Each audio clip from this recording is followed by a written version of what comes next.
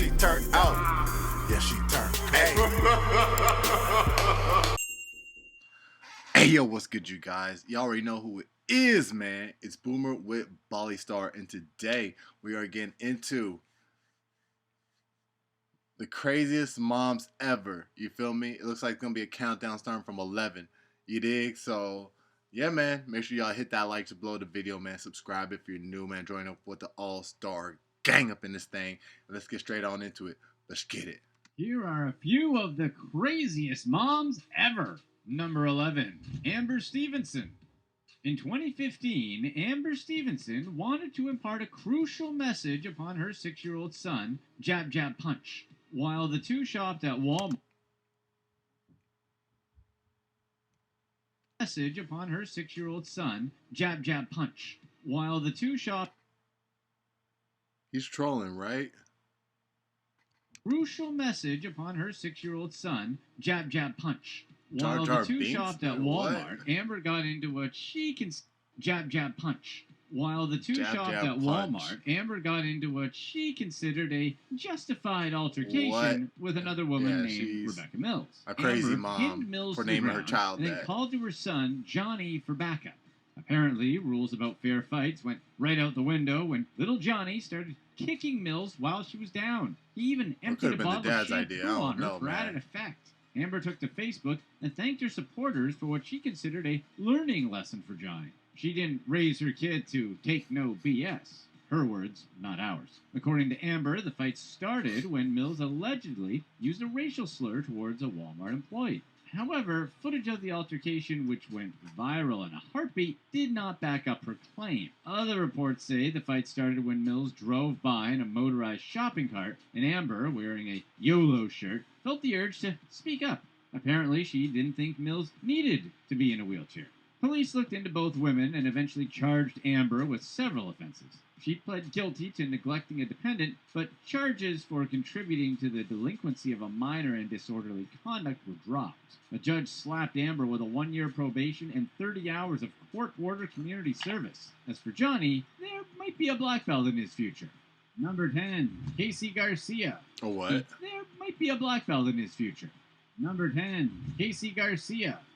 Casey Garcia thought security at her daughter's school wasn't tight enough. So one day, she hopped out of bed and decided that security at her daughter's school wasn't tight enough. Yeah, see, I thought one was a mom and one was a daughter. I was like, dog, they both look young. Like, one day, she hopped out of bed and decided it was time to take action. She dressed up as her 13-year-old daughter. She dyed her hair, threw on some skin tanner, and transformed into her teenage daughter. Then, she was off to school. Once Casey showed up posing as her daughter, she walked to the front door without anyone batting an eye. She attended all her daughter's she classes does and look even like got lunch a grade with the schooler. other That's students. crazy. She thought security could do a better job, and it looks like she proved her points. Finally, Casey revealed who she was to a teacher who was in total shock at the end of the day. Casey referred to the stunt as a social experiment, a clear demonstration that the school needs to improve its security. Police eventually arrested Casey at her home, charging her with trespassing and forging government records. Casey, however, stuck to her guns. She explained why she posed as her daughter in a lengthy YouTube video. She was surprised by how easy it was since the children had to wear face masks during class. The only thing teachers reprimanded her for was having her I heard about this before. Phone out during class. And Casey Garcia wasn't the only lady who posed as her daughter. We'll get to that mom a bit later.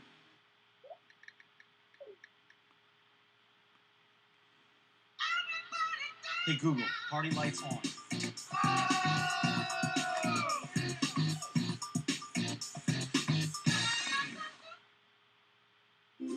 Try new Almond Breeze Extra Creamy. Double add it up. Almond milk and add it up. Add Number it up. 9, Kimberly Quatch.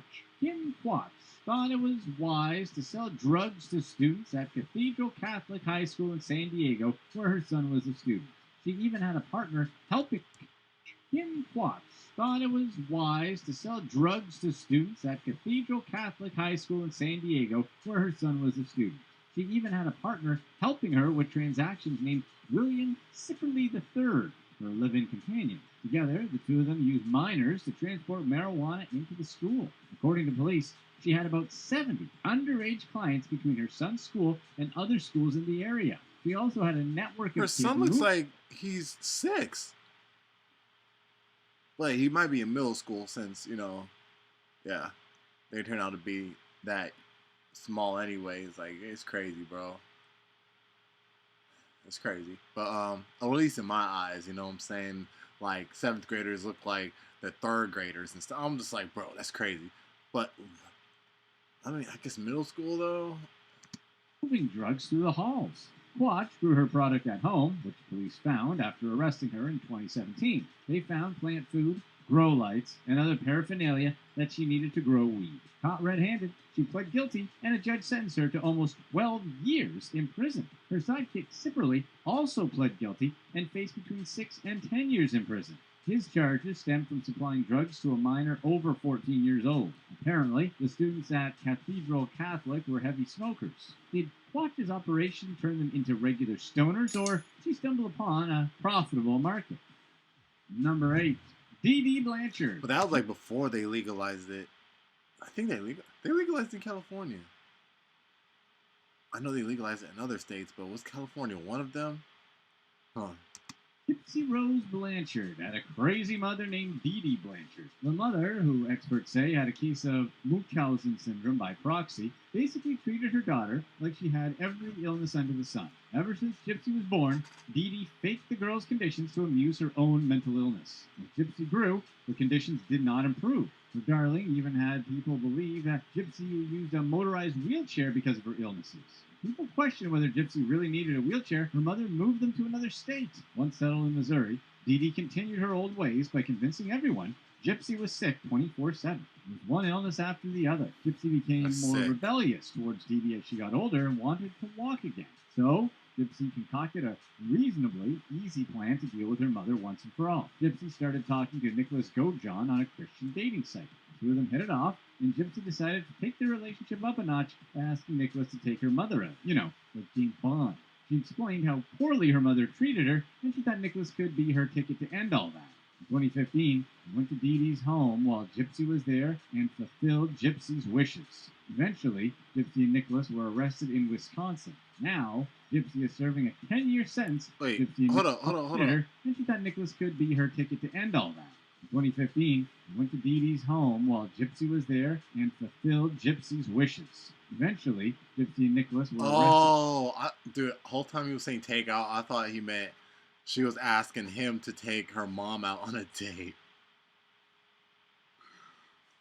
I know, I'm a genius. He was there and fulfilled I should buy Twitter, you know what I'm saying? Gypsy's wishes. Eventually, Gypsy and Nicholas were arrested in Wisconsin. Now, Gypsy is serving a 10-year sentence and is eligible for parole in 2024. On the other hand, Nicholas was found guilty of first-degree murder and sentenced to life in prison. Number 7. Victoria Crazy, Hidalgo. bro. It was Thanksgiving night. Victoria Hidalgo. See what you do for and they met on a Christian dating site, bruh. A Christian dating site. Number 7. Victoria Hidalgo. It was Thanksgiving night. Victoria Hidalgo thought it was a good idea to fire off a weapon in her home. For no apparent reason, she fired a round into her Like speed. front door. The worst detail was the infant baby left alone in the crib. After the shooting, Victoria thought it would be an excellent time to head down to an Irish pub called the Paddy Wagon, where she could have a few cold ones. She decided to call her sister at the bar to tell her what had just happened at home. Eventually, her sister stopped by the house, where she discovered the bullet hole in the front door, and Victoria's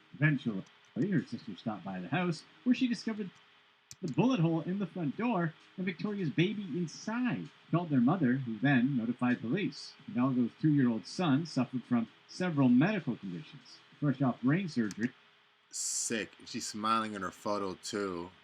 the young boy could not walk on his own. The investigation led them to Victoria, who was being driven around by a guy she'd met at the bar.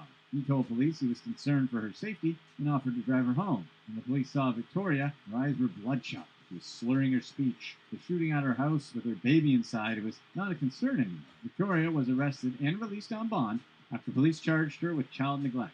The baby was handed over to a family member as police continued the investigation. Number 6. Jill Easter. Jill Easter felt she could change her name to Ava Everhart, and you're probably wondering why.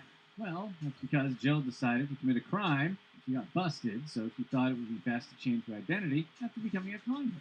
She, Jill, or Ava, whichever you prefer, apparently had a disagreement with the PTA president Kelly Peters of her child's school. She felt that Peters had made a wisecrack at her son's expense when she referred to him as being slow. She's fine. This remark set Jill She's off. fine. She She's threw a fine. tantrum like any mature adult. The woman flipped out I just said and that at the started wrong accusing moment. Peters of being mean to her son. She supposedly made anti-Peters flyers and started handing them out at school. She even said that Peters was threatening to hurt her family. Then one day, Jill and her husband Kent took their resentment towards Peters to another level. The two of them thought it would be a great idea to plant drugs in Peters' car and then call the cops on her. Well, the plan backfired because the cops showed up at the school and were soon hot on Jill's trail. Eventually, she and her husband got busted when the cops used cell phone data to put the two of them at Peters' house the night before planting the drugs. The two of them wound up getting divorced, and they both served several months in jail on top of owing Peters $5.7 million for compensatory damages. For the full story on Jill and Kent Easter, aka the couple from hell, be sure to check out this video. Number 5. Sarah Beam. Sarah Beam took the whole social distancing thing a little too far when her son tested positive for COVID. Beam, a teacher in Houston, Texas, stuck her son in the trunk of the car and brought him to get a COVID test. She drove him to a nearby testing site where she wanted her son to receive additional testing. When they arrived at the testing site, an employee approached the vehicle.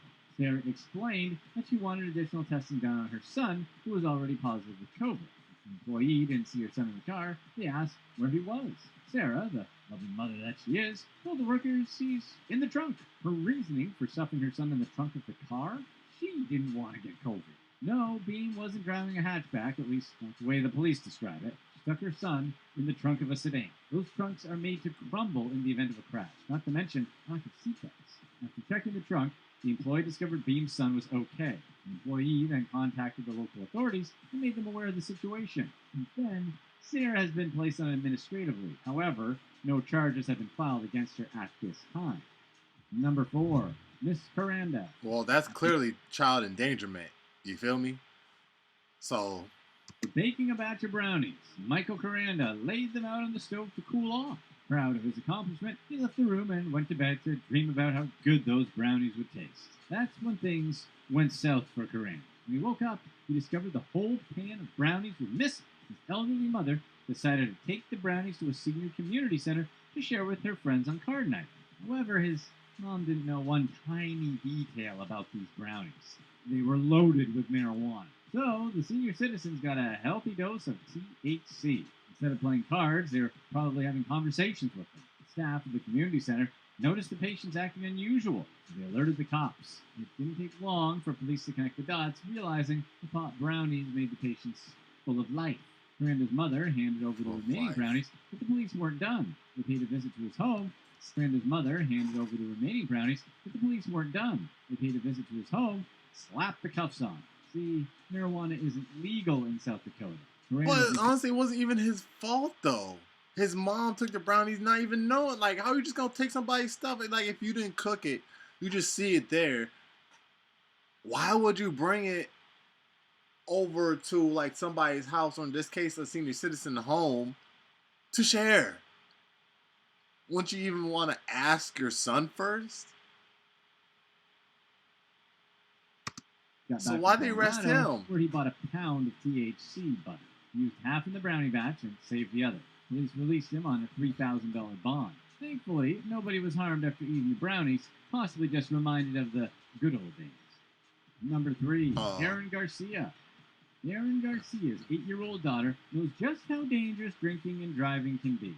Aaron was about to leave her mother's house after a long night of drinking when her daughter tried to stop her. She grabbed into the passenger side door to get in the car. But instead of listening to her daughter's pleas, Aaron backed out of the driveway, carrying her daughter almost 300 feet. A bystander saw what was happening and ran to the young girl's rescue. Garcia dragged him a short distance too. The bystander and the young girl finally got free of the car, while Aaron took off down the street. They were taken to the hospital and treated for minor injuries. On the other hand, Aaron returned to her mother's house while still under the influence, with the entire neighborhood looking for her. She decided to hide in the bushes. When police arrived at the grandmother's house, they found Erin pretty quickly as she didn't pick the perfect bush. Great moments happen when you're together. Because great moments are meant to be shared. Just like great tequila. 100% good vibes, 100% agave, El Jimador Tequila. First, she resisted arrest, but finally relaxed and was taken into custody. Police hit her with various charges, ranging from assault with a deadly weapon to child endangerment. Number 2, Laura Oglesby. Laura Oglesby must have been really jealous of her daughter. The middle-aged Missouri mom stole her daughter, Lauren's, identity to have all sorts of fun being 22 years old again. She enrolled in college, took out loans, and even got a driver's license in her daughter's name. She embezzled $25,000 worth of loans with her new identity and got plenty of young men to fall for her ruse. However, the actual victims at the heart of her con were Avery and Wendy Parker. What if her daughter got way more hit-ups on Tinder when her mom was on there more than when she was on there? That'd be like on the Family Guy, like Lois and Meg type stuff. However, the actual victims at the heart of her con were Avery and Wendy Parker. They'd taken her in from a local women's shelter and believed they were helping a young woman in need. They treated Oglesby like a daughter, having no idea how ironic their sentiment truly was. Red flags popped up for the Parkers, but investigators were already hot on Oglesby's trail. They pulled her over during a routine traffic stop and forced her to come clean. The fake 22-year-old was working at a local library when she was arrested. She faced up to 5 years in prison, along with making restitution payments on the loan she took out in her daughter's name. But how did her daughter not know what was going on? The two had grown estranged, and Laura moved to West Plains, Missouri, 2 hours north. With all of her daughter's personal information on hand, obtaining the proper paperwork wasn't hard. 48, dog. 48, and people believe that she was 22. People can look this good at 48, bro. That is brazy to me. These actions completely caught the university off guard. It's also unclear whether or not she ever attended any classes. They cooperated fully with the investigation and are also expecting restitution payments. As for the Parkers, they can't help but feel ill will for the 45-year-old woman who lied to them. Oh, 45. However, they feel sorry for the 22-year-old they thought they were helping. Number 1, Lynn Savage. Lynn Savage refused to leave her daughter's bedside as she recovered from brain surgery in a hospital. From sunup to sundown, Lynn remained with her daughter for as long as she could until the hospital staff notified her that visiting hours ended at 7 p.m. given COVID rules. That's when Lynn put up a fight and refused to leave her daughter. Staff asked security to remove her from the hospital, but she wouldn't budge. Eventually, the police had to be called, and they wound up cuffing Lynn and taking her to jail. She spent a day behind bars, but stood by her actions, saying she would do it all over again for her daughter. Yep, what a savage. Click here to watch one of these next videos. I mean, that's her child, you know, like, I feel like parents would go to that extreme if they were put in that type of predicament, you know. Yeah. But I don't know, y'all let me know your thoughts about down in the comment section down below, man. Crazy video, bro. Yeah. You know what I'm saying? Make sure to leave a like down below as well. Subscribe if you're new. Join up with the all-star gang up in this thing. And yeah, I'm going to catch y'all in the next one. 100. Reason why the man can't stand me. Stand me. I'm so hot, can't overstand me. Stand me. I'm gone. Ignorant. I wrote this with my glasses on. Whole ounce for the night. Let's believe my paper raw. Yeah, it goes down in the bottom.